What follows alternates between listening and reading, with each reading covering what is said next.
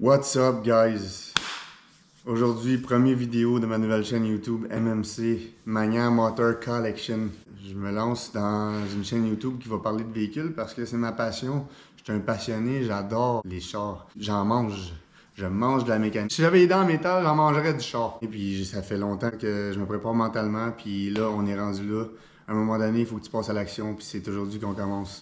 Ben du show de boucan, ben des tires brûlés. Des essais de véhicules, ok? Que ce soit des muscle cars, que ce soit des chars exotiques ou des véhicules modifiés par des passionnés. On va recevoir des invités.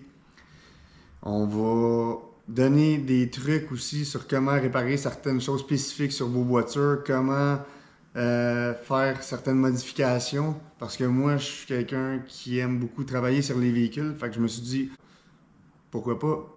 Donc, je vous fais pas plus patienter. On commence ça direct là. C'est parti. Aujourd'hui, on va voir comment réparer une transmission sur une Honda Accord de 6e génération, ce qui veut dire de 1998 à 2002.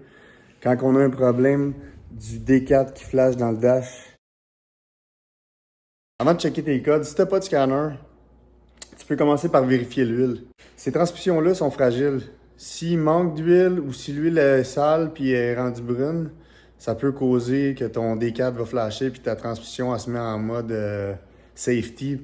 Les changements de rapport du D au nerd puis du nerd au reculon, ça fesse. Ok, c'est pas normal. D'habitude, c'est beaucoup plus doux que ça. L'huile était pas belle, il en manquait. Donc j'ai fait le changement d'huile puis on va voir ensemble comment le faire. C'est très facile. Batterie, entrée d'air. Juste en arrière ici, vous voyez, j'ai enlevé la plug qui avait sur le top de la transmission. Ça prend un box 17 mm. Un ratchet avec une rallonge comme ça. Puis ça passe. Vous voyez une plug washer. Ça, on peut l'enlever, la nettoyer. L'idéal, c'est d'en remettre une neuve. En dessous, la plug est juste là. Pour la vidéo, je l'ai déjà slacké. On rate un ratchet 3/8.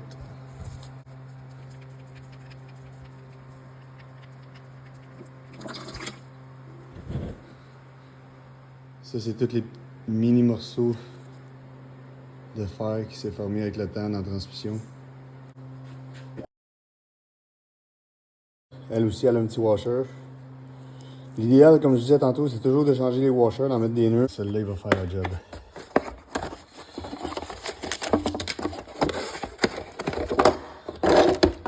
« 36 livres pied.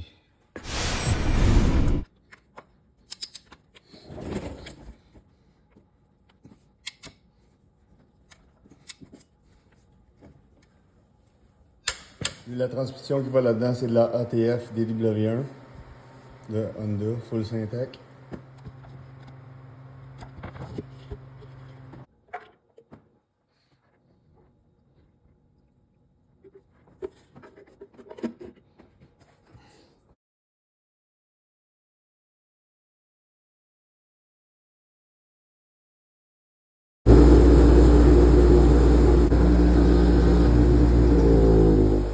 Un coup qu'on a remis l'huile, on a remis la fill plug. Ils disent de laisser tourner le moteur pendant 30 à 90 secondes, puis de l'éteindre pour vérifier l'huile. On va faire ça. On démarre le moteur, on appuie sur le frein, puis on enclenche toutes les vitesses une par une pour que l'huile se promène partout.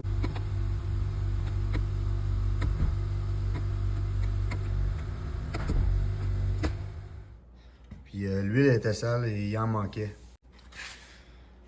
Mais dans mon cas, ça n'a pas réglé le problème. Ce que j'ai fait moi, c'est que j'ai plugué le scanner. Puis ça me donnait le code P1773. On va aller voir dans le shop manuel c'est quoi qu'ils nous disent de faire comme procédure pour trouver le problème. Il est temps, on va aller voir ça. Ok, ici ils disent d'utiliser ton scan tool. Tu clear les codes, puis tu réessayes le véhicule. Moi je l'ai fait. Le code il est tout de suite revenu, fait qu'on passe à la prochaine étape. P1773. Déconnecter le AT Clutch Pressure Control Solenoid Valve B.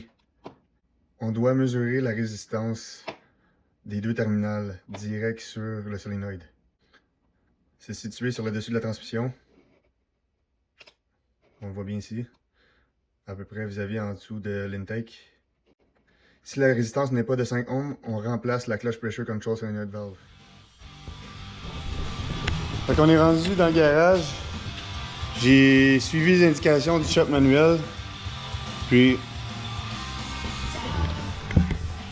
je me suis rendu au solénoïde. La batterie était là, j'ai enlevé la batterie, j'ai enlevé le rack. Pour défaire le rack, t'as 1, 2, 3, 4 vis dans le milieu, puis une à chaque extrémité. Il était pas mal rouillé, mais j'ai réussi à les défaire avec du pénétrant. Puis ça m'a donné de l'espace pour me rendre au solénoïde. Le solénoïde A et B sont en un morceau, ces deux-là. Regardez ici, celui-là. Le connecteur, il est manquant. Il était craqué. Donc, c'est ça mon trouble. OK? C'est sûr que c'est ça. Si c'est pas ça mon trouble, je m'achète un billet de loterie. Si on n'aurait rien vu de défectueux à l'œil, ce qu'on aurait fait, on serait venu ici, au solénoïde. Le connecteur, il n'aurait pas été brisé, il aurait été là. On serait venu ici, plugger sur les deux pins. OK? Vérifier la résistance du solénoïde. Les specs, c'est 5 ohms. Fait que si t'as pas ça, ben c'est ton solénoïde qui est défectueux. Ça revient souvent au solénoïde B qui est défectueux. Soit le connecteur qui est défectueux, soit le solénoïde lui-même.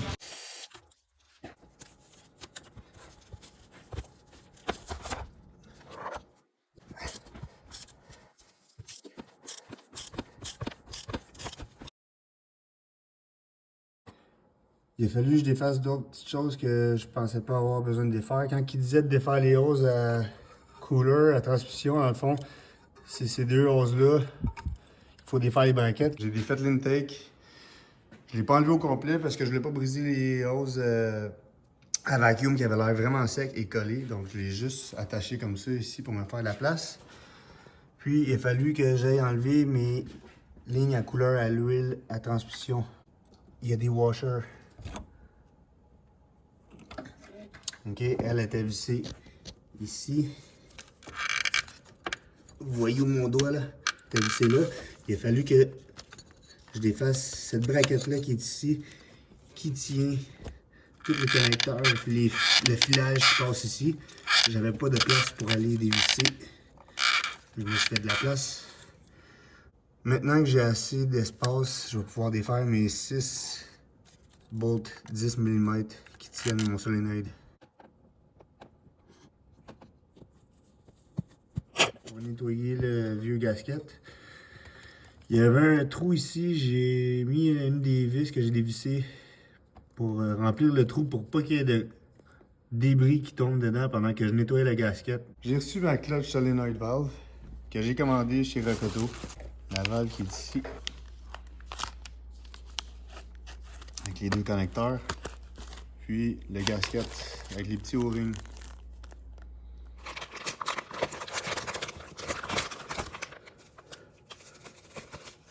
Voici le vieux solénoïde et le nouveau.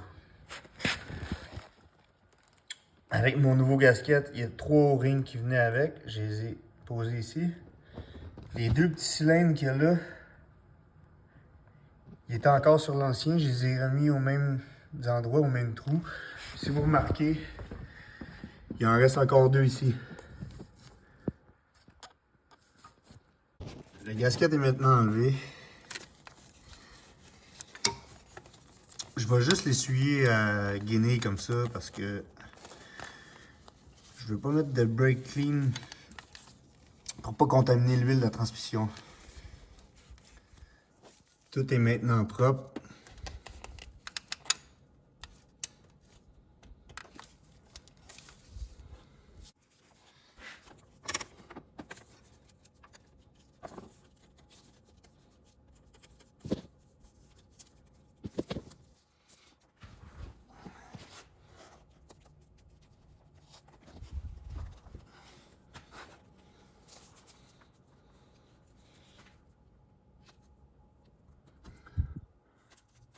Les 6 vis ont été vissées.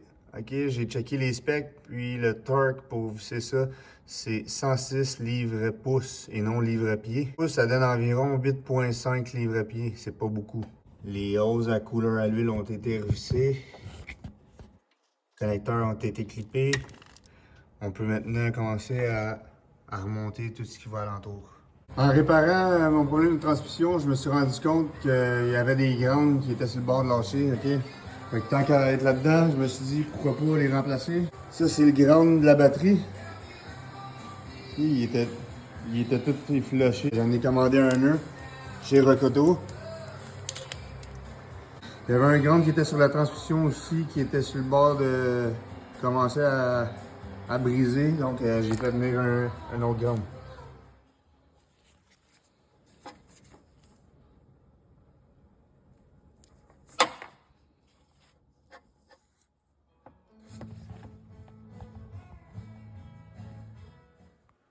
Bon, ben tout est remonté. Est-ce que Chuck Magnan est compétent ou non? C'est ce qu'on va voir.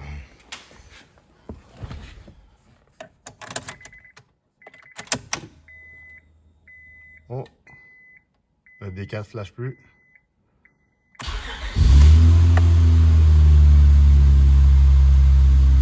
C'est réglé.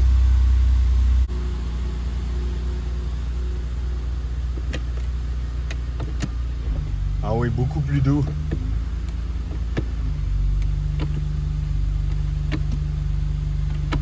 Et à chaque fois que je resettais le code ou que je débranchais la batterie, aussitôt que je remettais la clé à on, avant même de partir le moteur, le D4 flashait, il flash plus. Les vitesses passent en douceur. C'est réglé.